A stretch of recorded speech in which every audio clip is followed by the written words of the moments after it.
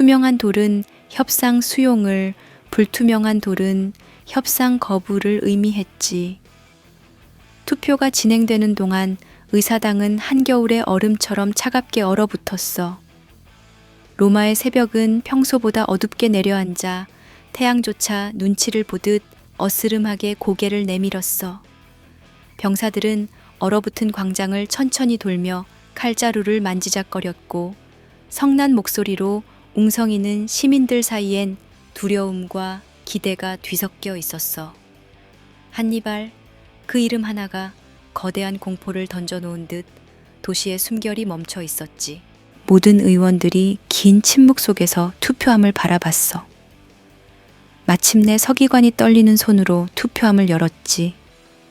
투명한 돌과 불투명한 돌이 섞여 서로 부딪히며 서걱대는 소리가 유난히 크게 들렸어. 돌을 헤아리는 서기관의 손끝이 조금씩 떨리고 있었고 그 작은 떨림이 의원들의 긴장감을 더 증폭시켰어. 마침내 서기관이 깊은 숨을 들이쉬며 결과를 내뱉었어. 협상을 통해 시간을 벌고 한니발의 요구 조건을 검토한다. 그 의견이 우세합니다. 침묵이 잠시 의사당을 지배했어.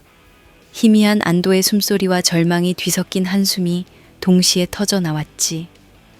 어떤 의원들은 낯빛이 백지장처럼 창백해졌고 몇몇은 주먹을 쥐었다 펴며 불안함을 숨기지 못했어. 이 결정은 평화로의 굴복도 전쟁의 종말도 아닌 모호하고 불확실한 상태였으니까.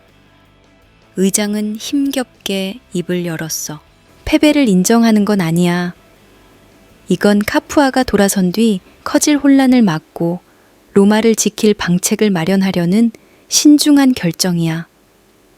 하지만 그의 목소리 뒤로 스스로를 설득하려는 간절한 울림이 느껴졌지.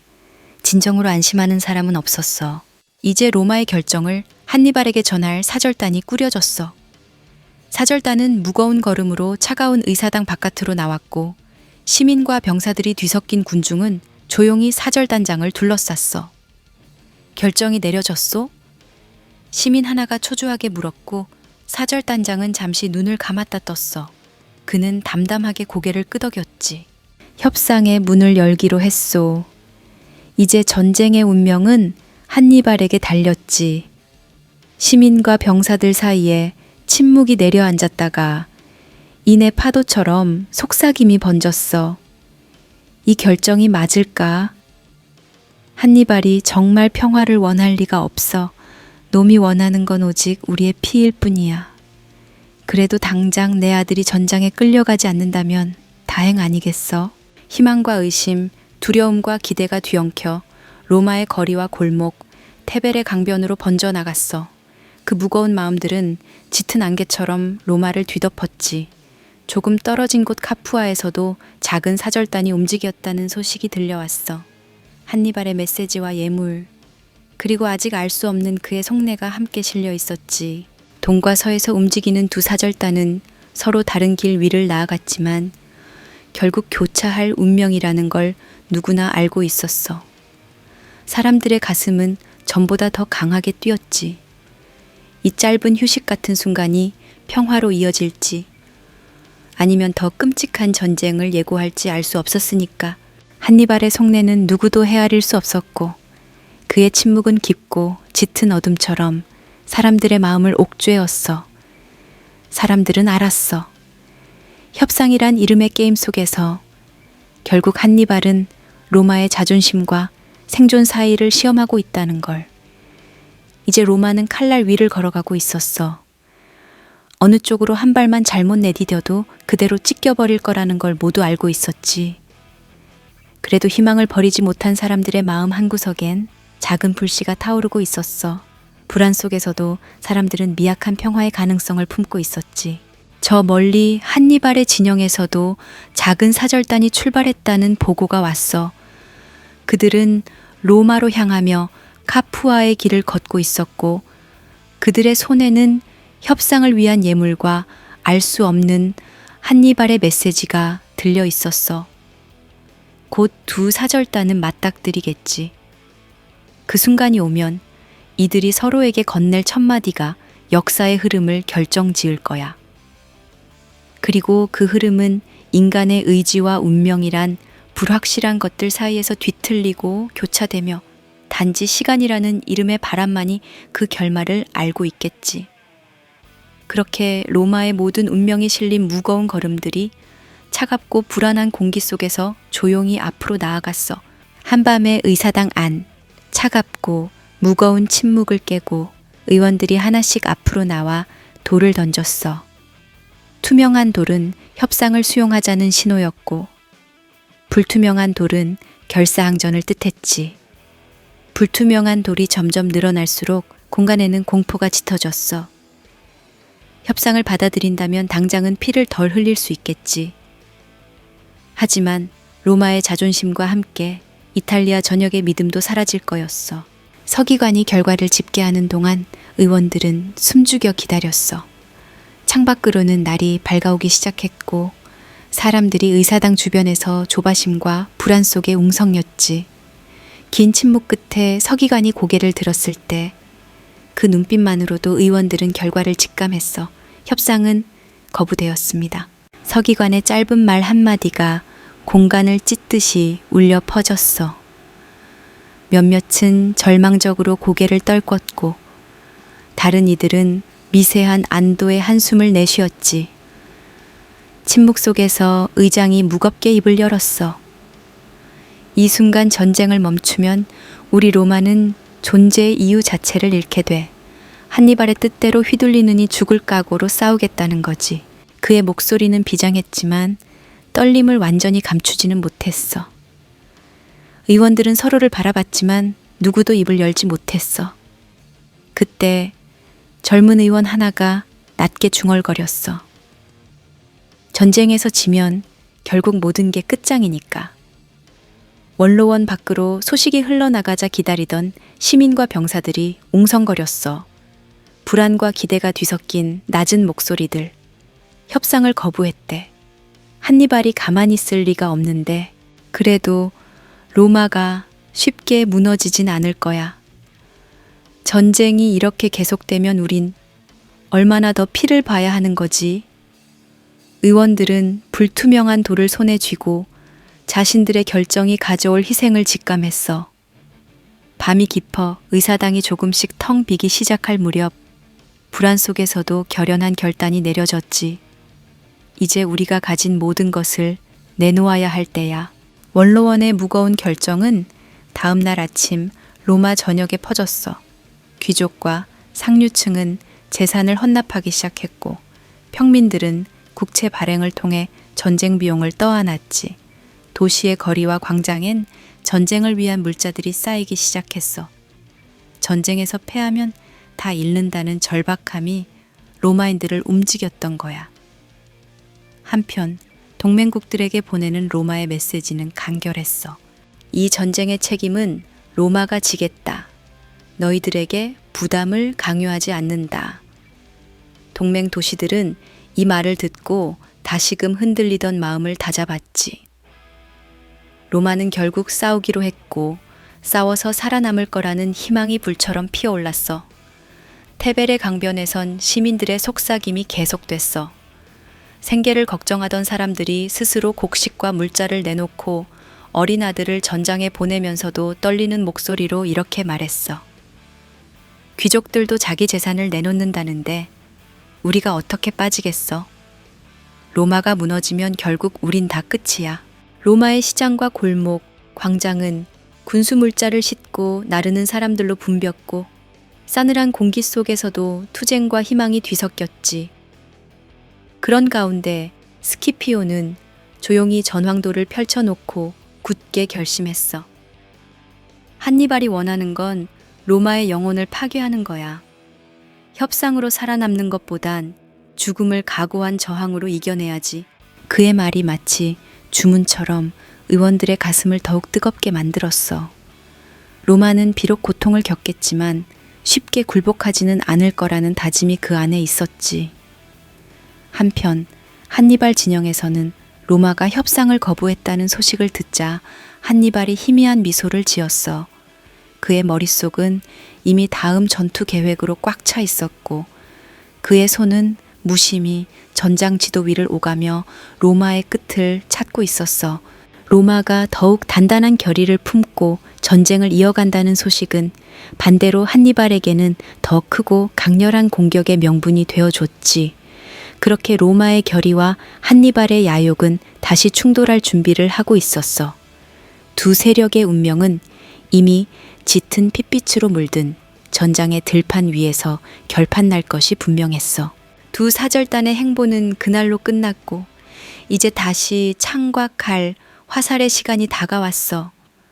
그리고 로마의 결정은 역사의 흐름 속에서 무너지지 않는 제국의 새로운 시작으로 기록되기 시작했어.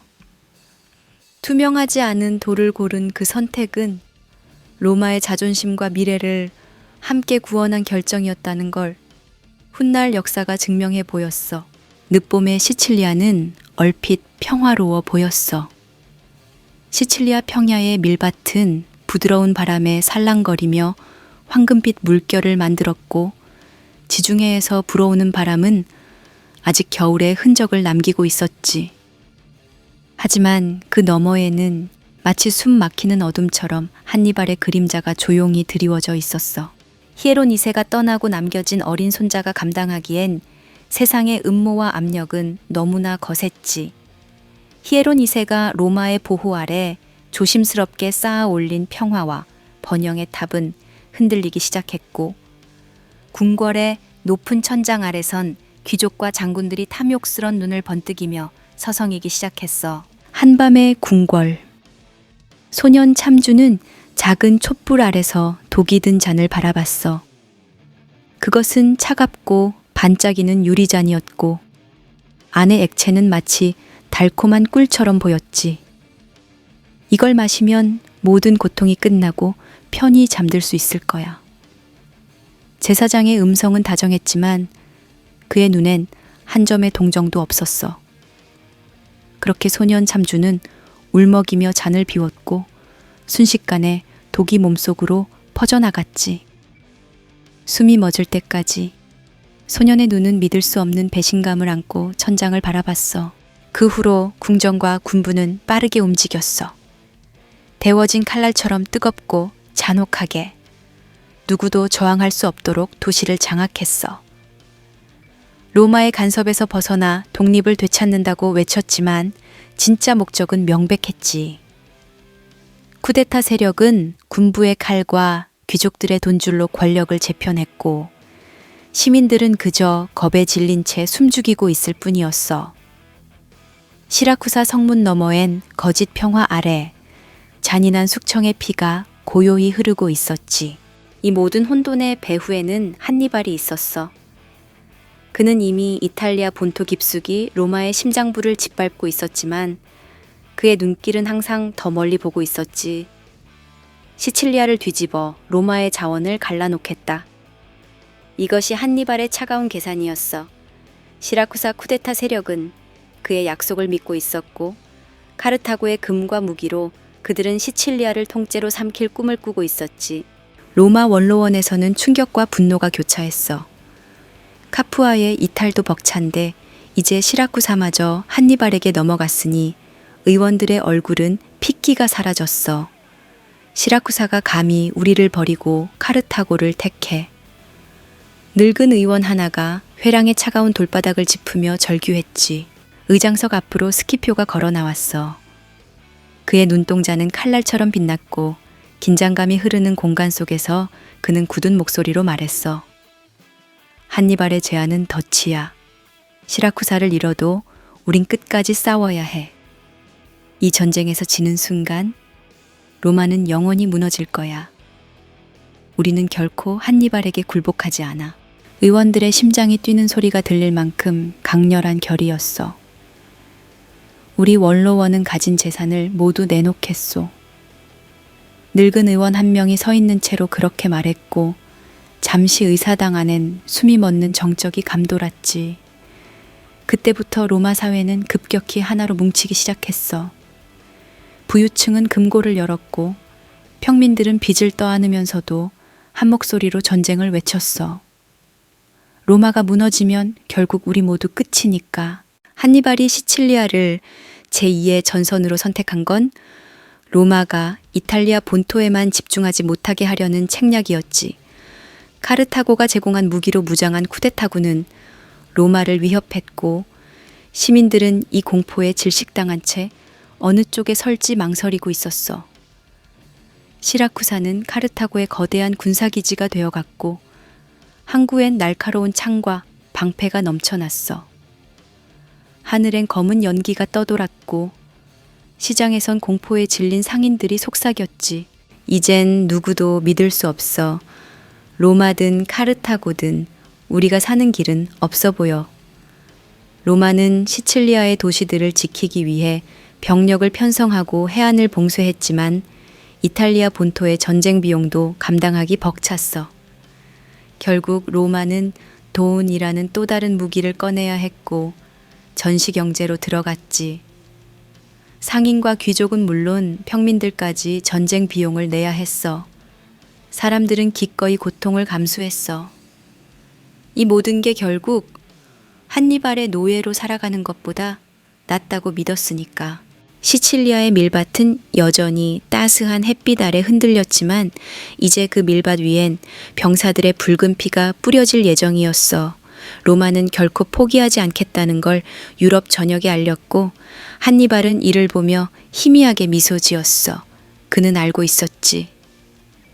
로마가 이런 결정을 내린 이상 전쟁은 이제 끝없는 고통으로 이어질 것이고 로마는 자기 손으로 자기 목을 조에게 될 거라는 걸 말이야. 성벽 위의 장수는 멀리 펼쳐진 밀밭을 보며 깊이 한숨을 쉬었어. 이제부터 피바람이 불겠지. 피하지 못할 전쟁이 또 다가오고 있어. 그리고 시칠리아 평야의 부드러운 바람 속에선 로마와 카르타고의 거대한 운명이 다시금 교차하고 있었지. 끝이 보이지 않는 전쟁으로 로마는 또다시 걸어 들어가고 있었어. 기원전 215년 늦여름의 펠라는 아직 따스한 공기와 부드러운 햇살로 빛났지만 궁전 내부의 공기는 팽팽하게 긴장돼 있었어. 햇빛이 흰 대리석 벽에 부서져 반짝였고 멀리 아득한 올림포스 산이 희미하게 보였지만 그 아름다움은 위태로운 현실과 괴리되어 있었지. 22살의 젊은 왕 필리포스 5세는 커다란 방 안에서 조용히 지도를 바라보고 있었어. 아직은 소년 같은 미모가 남아 있었지만 그의 눈빛과 몸짓은 기품과 권력욕으로 가득했지. 벽 위에는 알렉산드로스 대왕의 초상화가 금박을 씌운 액자 안에서 필리포스를 내려다보고 있었어. 선조의 얼굴엔 차갑고 엄숙한 표정이 있었고 필리포스는 마치 그 눈빛에 도전이라도 하듯 지도를 가리켰어. 마케도니아가 여기서 멈출 순 없어. 알렉산드로스 대왕이 동방을 제패한 것처럼 나도 로마의 지배를 끝내야겠어. 그의 속삭임은 조용했지만 마치 천둥소리처럼 무거웠어. 얼마 전 칸나이 전투에서 한니발이 로마를 처참히 꺾었다는 소식은 젊은 왕의 가슴에 불씨를 던졌지. 로마가 무적이 아니라는 사실은 필리포스에게 엄청난 자극이었어. 그날 밤 궁궐 깊숙한 방에선 비밀 회의가 열렸지.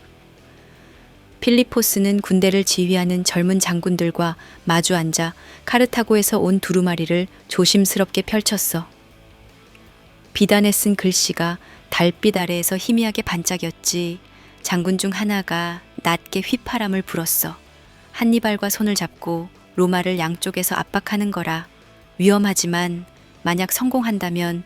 필리포스가 짧게 미소 지었어. 위험 없는 영광이 어디 있겠어?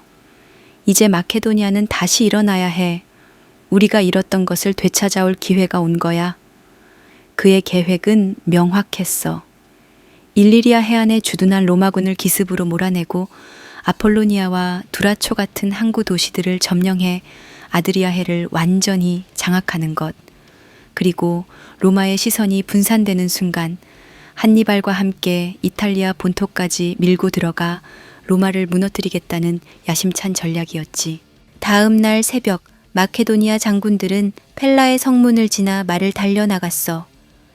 그들이 품은 편지 속엔 마케도니아와 카르타고 사이에 역사적 동맹 제안이 담겨 있었어.